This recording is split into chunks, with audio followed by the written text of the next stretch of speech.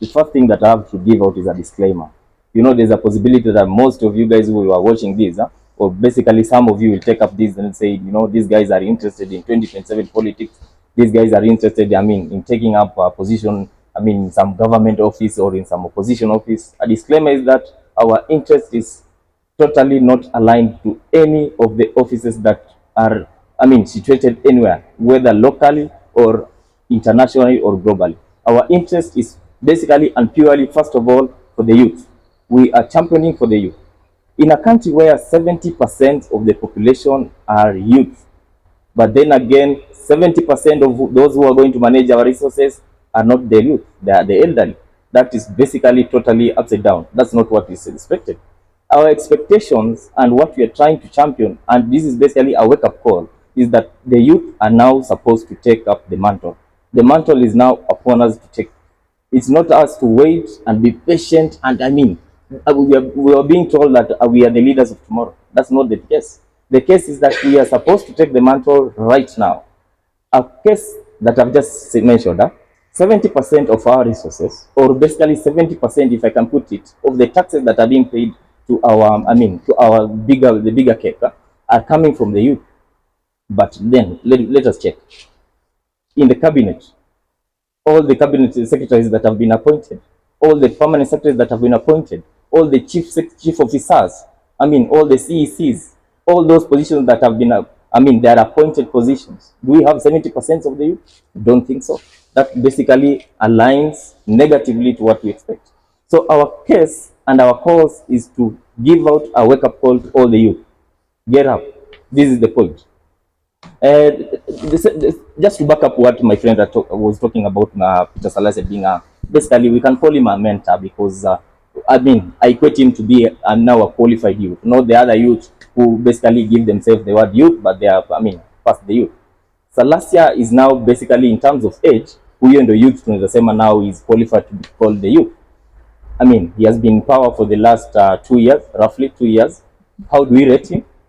I think from all the ratings that have been happening for the parliamentarians, if I can equate what, I mean, has been happening, Salasya has been performing way better than all the other guys. So what does it show? If I can try to, I mean, roughly just try to equate what he has done in the last 2 years to what Washali did with all these years he was in that seat, probably whatever Salasya has done in the last 2 years, ni kitu ya kuwa commended sana.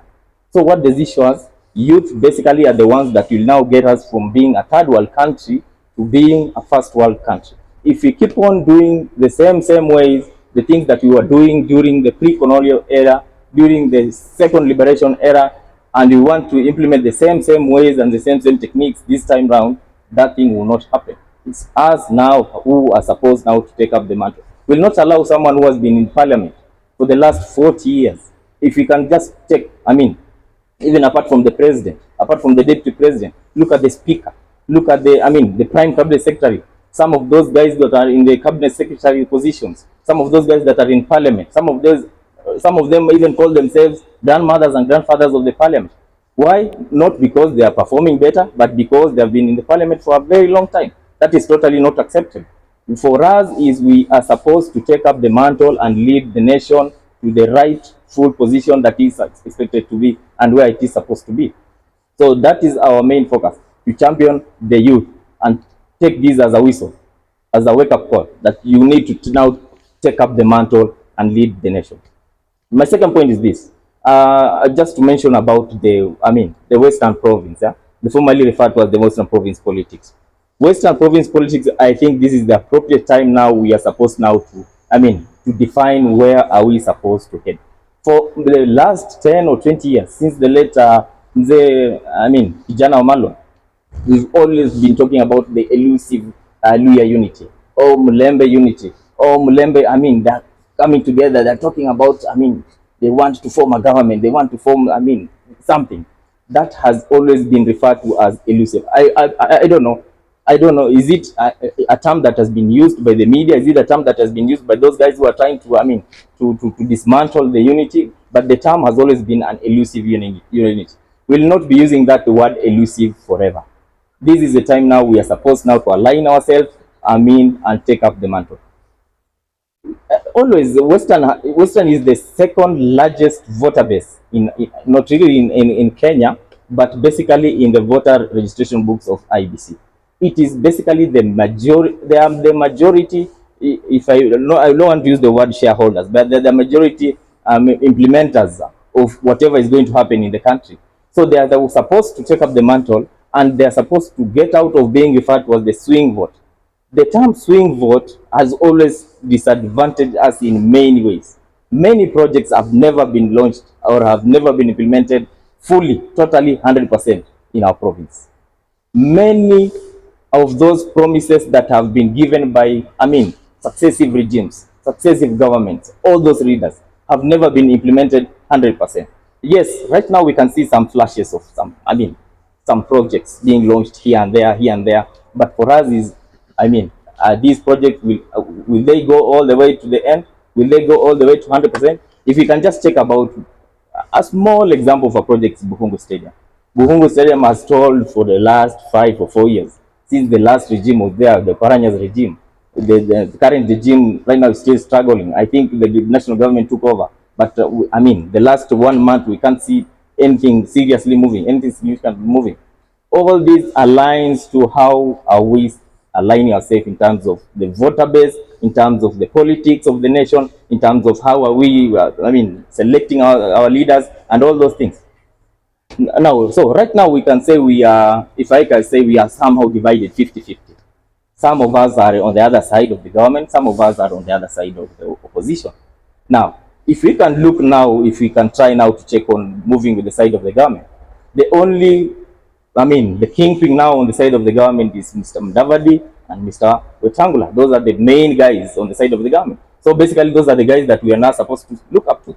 On the side of the opposition, we have, Mr. Paranya. I think Mr. Paranya and Eugene Omala. Those are the two people that are basically that we're looking upon. Now, which is the best way for us? Are we supposed now to have a session? Are we supposed now to have a meeting? Like we need to call ourselves into a meeting, when the golf to try 1 week. Now we have to deliberate about it. Now we are talking about Mlembe unity. Now we decide, are we moving with the Mudavadi's section? Are we moving with Eugene Omala's section? We need to come up with this solution. And this is why we are talking about the youth. We are not supposed now to align ourselves with those two segments. We need to come up with a third segment, which is basically focuses on the youth, which is expected to cut across all those political divides. It's not supposed to cut across, it's not supposed to align on the UDA part, it's not supposed to align on the ANC part, it is not supposed to align on the ODM or Ford Kenya. It basically bases itself on youth foundation and taking the Western Kenya region where it is supposed to be.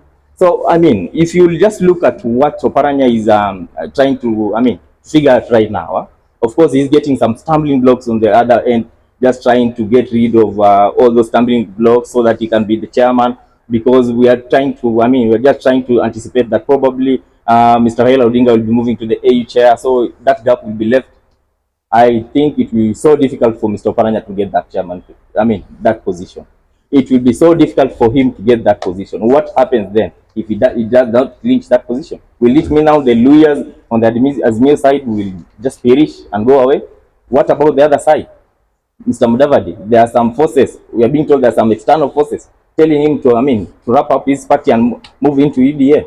We have seen that some implementation, some amendments have been done to the UDA constitution, in that now we'll be only having one deputy party leader. That, of course, automatically picks Gachagua as the deputy party leader. Now, if we have two assistant deputy party leader, probably that's where, if Mr. Mudavadi falls ANC and moves into UDA, that's where that's the only position they will fall into. Will that even make a good case for us to argue, or a good case for us to pick up from? That will be so totally wrong for us. So for us as youth, we need to pick up from that point. Now, lastly, just to talk about still aligning myself to the Western Kenya politics.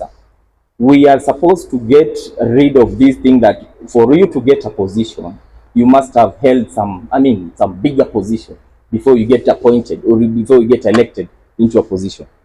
In this case, most of our leaders on our areas, they have been coming from either a parastatal, or probably they were working in in a police service or something like that, or they have been working as career politicians for a very long time for them to get those bigger positions. If I can look at, let me just use an anecdote of the politicians in terms of the governor positions. If I can, I might point out Trans Nzoia, for him to get elected because alikuwa nini, a regional commissioner. That is a very big post before you got into that position. If I can check on the Bungoma side, Mr. Lusaka. Lusaka was the Speaker of the Senate, a very powerful position in our parliamentarian structures. If you can look at Kakamega County, the governor, currently the governor, he was a CEO in Ketrako CEO. Hiyo si post ndogo. If I can go all the way to Busia, he has been a career politician, if I may call him so. He has been a career politician, has been there for quite some time. I mean, all these governors, all these politicians, all these senators coming from our region, they have always been somewhere before they get to that position. We need to get the fact that if we can try to benchmark ourselves to other counties, or basically other regions that are away from the Western region, all those guys are not really looking at where this guy is coming from. Or is this guy loaded with money? Is this guy loaded with, the influence? What they are looking at is this guy able to perform? And we can see that from Ndindi Nyoro. Ndindi Nyoro can perform. Yes, he has been there for, not really a long time, but he has been there in politics. But the first time he got appointed, it's not that he was coming from a big position. But right now, he's always the first, to be ranked as the best performing parliamentarian. I gave out an example of Salasya. He came from nowhere. Right now he's performing. If you can look at the other side of Nyandarua, you have Medhu. Medhu is a senator. Yes, he's doing a good job in terms of overseeing.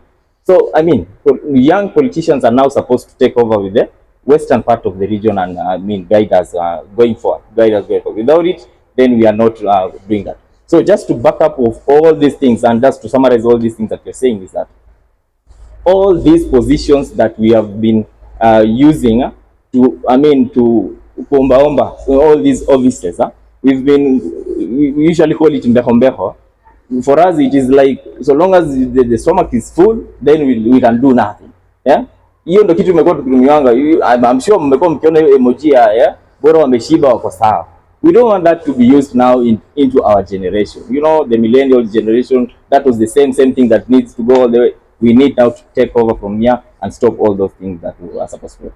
Just back up that disclaimer, we are not interested in doing first-hand politics. Yes, we've been in politics for quite some time in the back benches, but right now we just want to, yes, we are moving from the back benches, but for us it's just championing each and every youth to take up the mantle, but we are not interested in any position, either in Western, either in the country, or anywhere around the globe. Thank you.